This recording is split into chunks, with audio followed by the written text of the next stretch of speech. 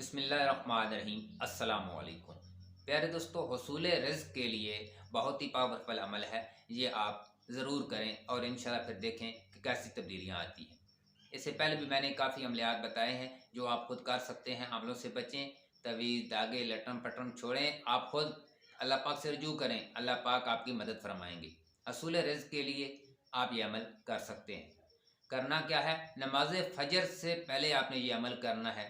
अपने घर के जो चार कोने हैं, यानी इस हाथ से शुरू करना है, यहाँ सीधे हाथ से इस तरीके से जाना है।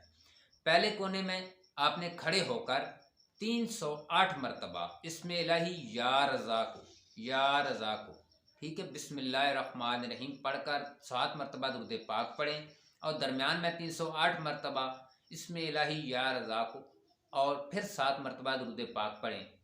अब दूसरे कोने में आपने 308 मरतबा पढ़ना है, तीसरे कोने में भी 308 मरतबा और चौथे कोने में भी 308 मरतबा। ये अमल आपका मुकम्मल हुआ।